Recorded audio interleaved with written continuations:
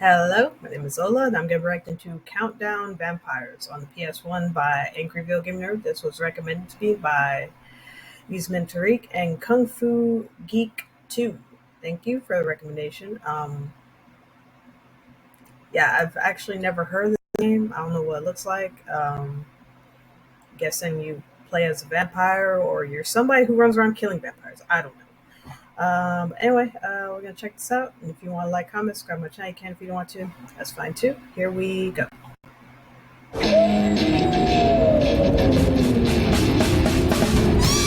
He's gonna take you back to the past to play the shitty games that suck ass. He'd rather have a buffalo, take a diarrhea dump in his ear. He'd rather eat the rotten asshole of a roadkill stump and down it with beer. He's the angriest gamer you've ever heard. He's the angry Nintendo nerd. He's the angry Atari Sega nerd. He's the angry video game nerd. Ooh, trick or treat? Well, the real trick is having your unencrypted data being harvested by horrific hackers, ghoulish governments, and creepy corporations. And the treat is ExpressVPN. It creates a secure tunnel between your devices and the internet, keeping your private information private. ExpressVPN can even unblock geo-restricted content. So let's say you're Dracula and you want to watch the Underworld trilogy for some reason. Well, tough crap. Oh, the first it's two blocked in Transylvania, but two not are in good. Pennsylvania. So switch your location from Romania to the USA and it'll show up. Thanks, but you know there's 5 Underworld movies, right? It's a pentalogy, not a trilogy. Wait, really? They also made a short anime. Yeah. Whatever. Anyway, ExpressVPN is easy to use and it's fast. Plus, at less than $7 a month with a 30-day money-back guarantee, it's no wonder why ExpressVPN is the #1 rated VPN in the world. Take back your internet privacy today and find out how you can get 3 months free by clicking the link in the description. Head to expressvpn.com/cinemassacre.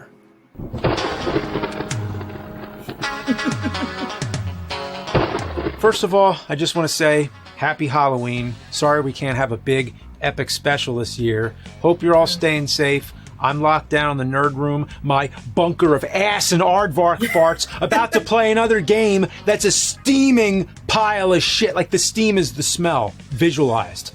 So today we have Countdown Vampires. Countdown to me losing my shit! This game was shat out by Bandai to capitalize on the survival horror craze back on the original PlayStation.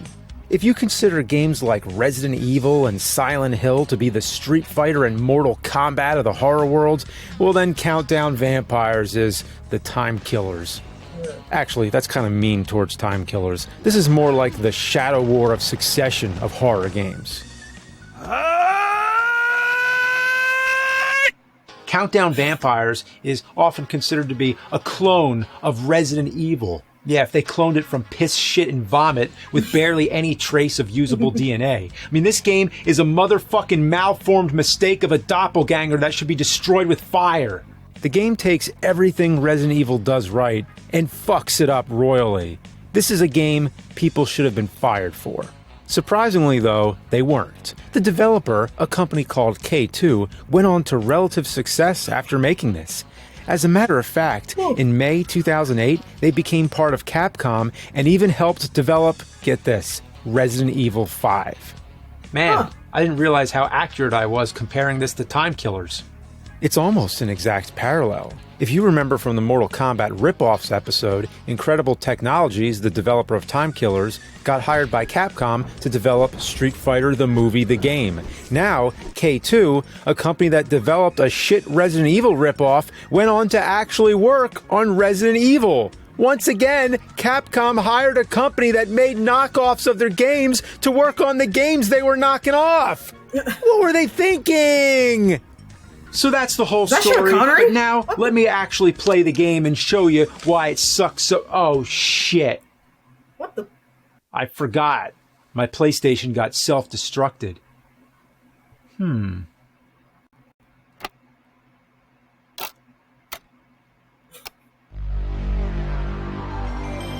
Huh, still works.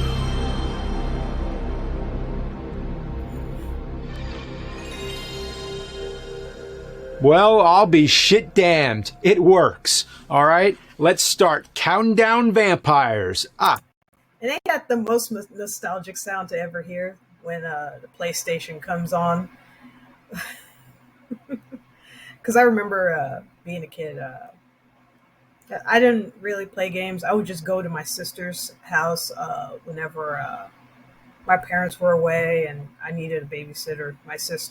My older sister would take me in, and her son was really, really into video games, and he had PlayStation, Xbox, Nintendo. He had the Sega Genesis. He had all that, and I always liked to watch him just play PlayStation games, like Crash Bandicoot and Spyro, and there was another one. I can't remember. Anyway. One thing that flabbergasts my ass is that this game takes up 3 goddamn memory card slots. I have no idea why, but luckily I have the perfect memory card for it. The first thing you do in the game is enter a name and blood type. I went with type AB for Astro Bastard. Then we get this FMV cutscene, which is PlayStation as fuck. It tries really hard to look cool and introduces us to the main character, Mark McGrath from the band Sugar Ray. Nah, just kidding. He's a generic douchebag named Keith J. Snyder. He's sent to guard a movie director at this horror-themed casino. According to a file you get in the game, Keith apparently murdered another detective, so to punish him, they sent him to work security at a casino. How the fuck does that make sense? A murderer, somebody who murdered people, murdered a detective, and he doesn't go to prison? He becomes a security guard at a casino? Wow. The intro cutscene is all over the place. It introduces a bunch of characters that never come back in the game. Literally, none of these people are in the game except for the security guard and this waitress. And the security guard just shows up dead 1 fucking minute into the game. So pay no attention to this weird SWAT team guy, the movie director, the woman in the red dress, and this gray cat that they show for some reason. Kitty. I like the cat though. Me too. After a montage of edgy late 90s shit, a couple strippers turn into vampires. It's kind of like From Dusk Till Dawn, but more like Dusk Till Diarrhea. All hell breaks loose and this one guy just falls trying to go up some stairs. It's pretty hilarious. Then one of the stripper vampires falls into a pool of jizz or something and turns back to normal. This whitewater turns them back to normal. She's still fucking dead, but now she's a dead normal person and not a vampire. So yeah, in this game, the vampire's weakness is not holy water, it's white water. Yeah, so if you ever get chased by some vampires, just hop on a river raft and go down some rapids. That'll stop those blood-sucking fucks. You can shoot vampires with a dart gun and then sprinkle the water to change them back. But there's no reason, especially when you start finding actual guns. The manual says you get a bonus, but it's a dirty lie. Just kill them all. So like I said, the game is a total rip-off of Resident Evil, right down to the awful tank controls and shitty camera angles. It's giving me flashbacks of The Crow. Not that fucking Crow, the game. One thing Resident Evil is known for is the ending countdown. Pretty much every Resident Evil game ends with a countdown timer or timed self-destruct. Well, let me tell you, Countdown Vampires doesn't just end on a countdown, it starts with a countdown. Yeah, no joke. And that's not all. There's another countdown in the middle of the game, too. There's even a puzzle that has 2 more countdowns. They really went batshit bonkers with these countdowns. So they got the countdown part, but what about the vampires? Well, it's got giant praying mantises, werewolves, lizard monsters, purple goo monsters that shoot bubbles, giant bugs that shoot bubbles, 3 witches, and giant batmen, not to be confused with Batman. The alleged vampires are really closer to zombies. They're also the most non-intimidating vampires possible. All they do is walk around like they're holding in a huge shit and try to punch you. Once in a while they'll bite, but most of the time they just try to uppercut you and make burping sounds. Technically they're vampires, but they're the worst vampires I've ever seen. So yeah, the game's got vampires. So they basically just named the game after two things that are in it: countdowns and vampires. By that logic, they should have called the game Shit Graphics, Fucked Voice Acting. Barry! I've talked about how bad the voice acting is in the original Resident Evil before. Any clues? No, but something's wrong with this house. Whoa! This hall is dangerous! But that pales in comparison to the voice acting in Countdown Vampires. This game makes the dialogue in the original Resident Evil look like fucking Tarantino. Misato, I'm going to take a look up ahead. You stay here. I'm scared to be alone, Keith. You've got to stay here.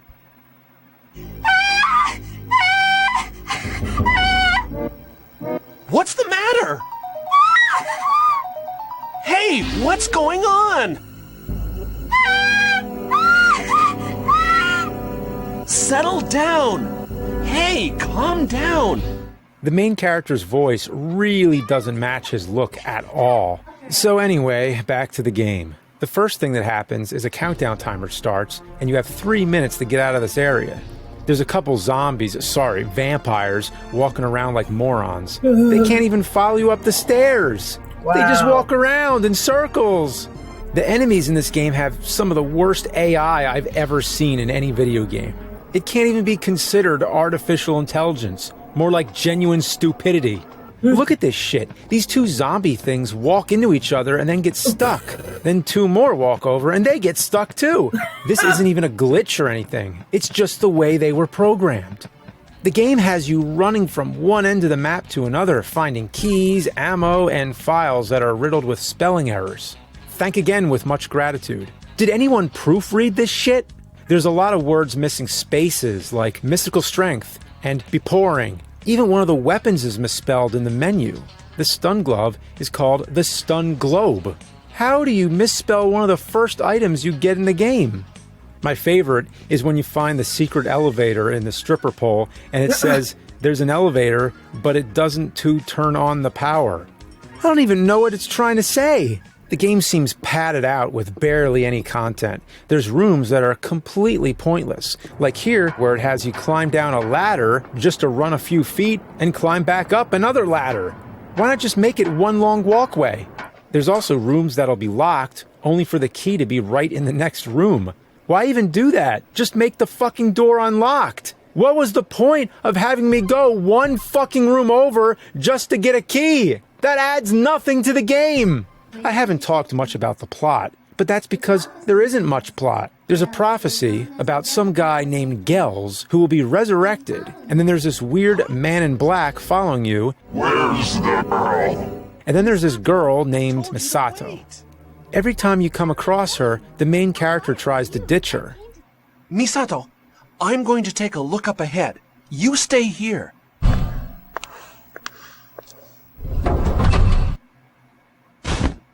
How's your ankle doing? It hurts a bit, but I can walk.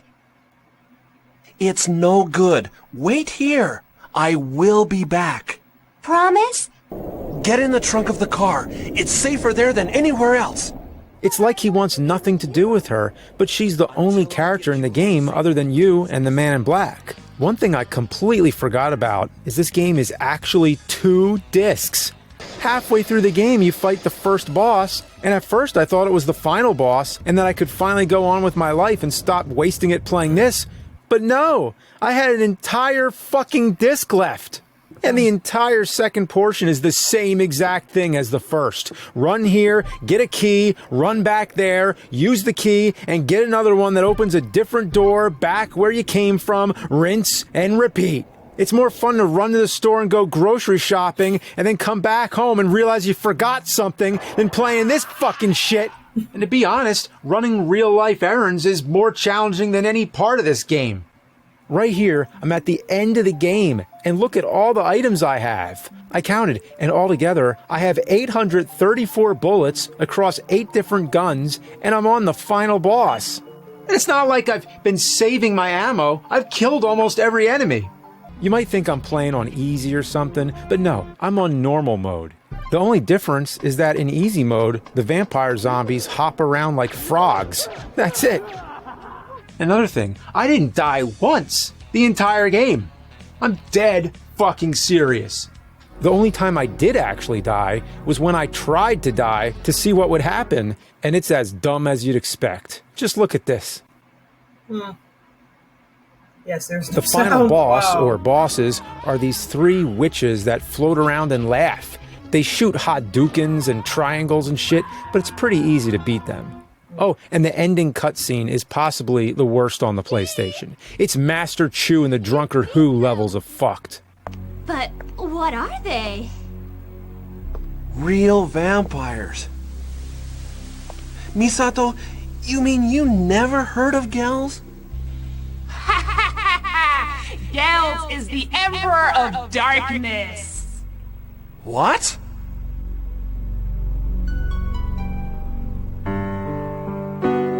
Keith, I'm just kidding. What? That's it? What the? Yeah, that's it. That's the best ending you can get. There's absolutely zero reason to play this game. It came out almost a full fucking year after Resident Evil 3 and 2 months before the PlayStation 2. If you thought this was an early release PlayStation game, I don't blame you. But no, this came out in the year 2000. This was like a fart coming from the decayed corpse colon of the original PlayStation. Looks like if ass could make a video game.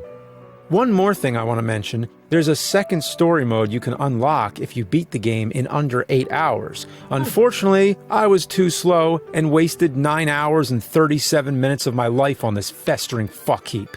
And the last thing I want to do on Halloween is spend another 8 hours playing Countdown Vampires. I'd rather get jerked off by a jellyfish while I eat a platypus's asshole. I mean, actually eat the negative space of its anus. So fuck this game. Die, monster. You don't belong in this world. Grind the hard. Ah! Damn. Yeah. Ew. That's gross.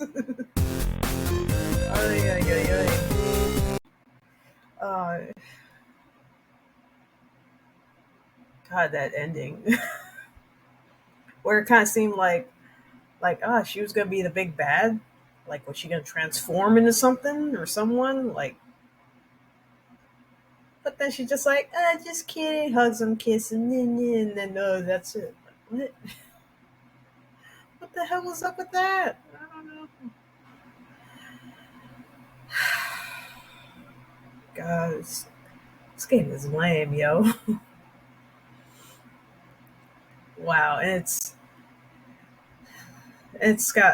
not just like vampires. It's got freaking bats and all types of crazy creatures, and like, but the vampires they just suck. Like, the way how they move kind of reminds me of those winged monkeys from The Wizard of Oz. That's what they remind me of. God. Oh god, this game's bad. It's so bad. Yeah, like, you could tell with the effects and tank control and the timers, like, man, they're really trying to be like Resident Evil, but with vampires and other stuff. And I think it could have been good if, the plot was better, the ending was better, if the freaking death animation was better. It's just, they just change everything and make the vampires better, like, enemies, bosses better, like. Anyway, yeah, that's it. That's my reaction to Countdown Vampires on the PS1 by Angry Video Game Nerd. Everyone, take care of yourselves and trying to see you in the next one. Bye.